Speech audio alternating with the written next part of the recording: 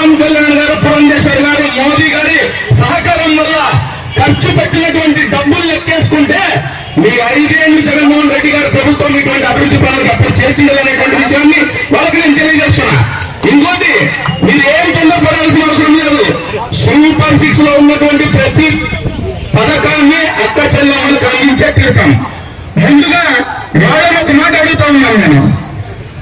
గతంలో ఇదే జగన్మోహన్ రెడ్డి గారు సిపిఎస్ రద్దు చేస్తామని ఉద్యోగులను అందించి వదిలేసుకుంటుంది. అడిగితే నో ఆన్సర్.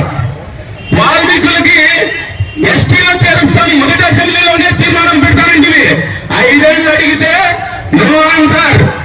ప్రతి ఏటా జనవరి 1వ తేదీ జాబ్ క్యాలెండర్ తెచ్చి 2.5 లక్షల ఉద్యోగాలు భర్తీ చేస్తానంటే అడిగితే నో ఆన్సర్. రాజధాని అమరావతిలో నిర్మిస్తారు అసెంబ్లీ సాక్షిగా చెప్తుంది.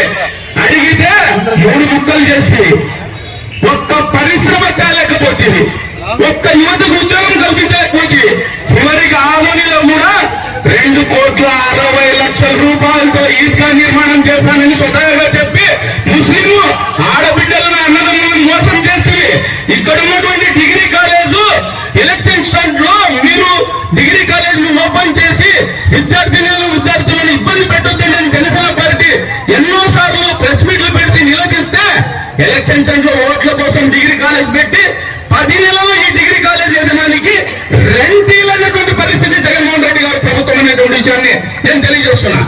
మాటలు మాట్లాడటం కాదు, చేతల్లో చూపించాలా. ఆ చేతల్లో చూపించేటువంటి నాయకత్వము ఈ రోజు ఆధునిలో ఉంది, ఈ రోజు రాష్ట్రంలో కూడా ఉంది అనేటువంటి విషయాన్ని నేను మీకు అందరికీ తెలియజేస్తున్నా.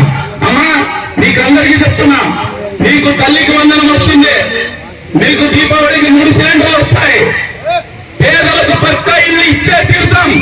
ఇట్లా జగనన్న కాలనీ మాదిరి నీళ్లు వస్తే మునిగిపోయేటువంటి ఇల్లు కాదు. చంద్రబాబు నాయుడు గారి బ్రాండ్ టిడ్కో ఇల్లు, పూర్తి టెక్నాలజీ స్టార్ట్ చేసినటువంటి టిడ్కో ఇల్లు 5 ఏళ్ళు రంగులు పూసి రాజకీయం చేశారు. రంగులు కాదు, పేదల జీవితాల్లో రంగులు తెస్తాం మేము.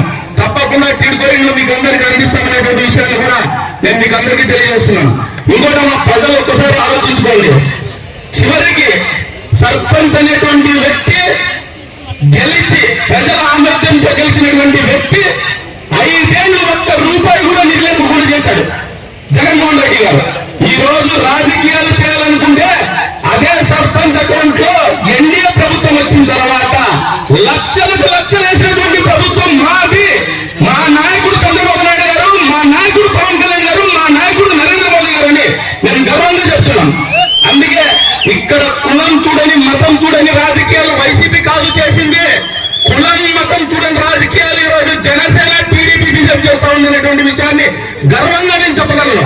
అలాగే ఒక్క విషయము, ఈరోజు కార్యకర్తలు Telugu Desam party, Janasena party, BJP party కార్యకర్తలు ఆదోని నియోజకవర్గంలో చాలా మంది ట్రోల్ చేస్తూ ఉంటారు. ఈ అవకాశాన్ని వైసీపీ వాళ్ళు తీసుకొని పండుగ చేసుకుంటున్నారు వాళ్ళ ఇంట్లో. నేను ఒక్క విషయం చెప్తున్నా, కార్యకర్తలు ఈ 3 పార్టీల కార్యకర్తలు మేము నలిగిపోయినా పర్వాలేదు, మేము కాలిపోయినా పర్వాలేదు, ప్రజలకు వెలుగు తీయాలనేటువంటి ఉద్దేశంతో పనిచేస్తున్నటువంటి కార్యకర్తలు నేను ఓపెన్ గా ఈ మాట చెప్పగలను.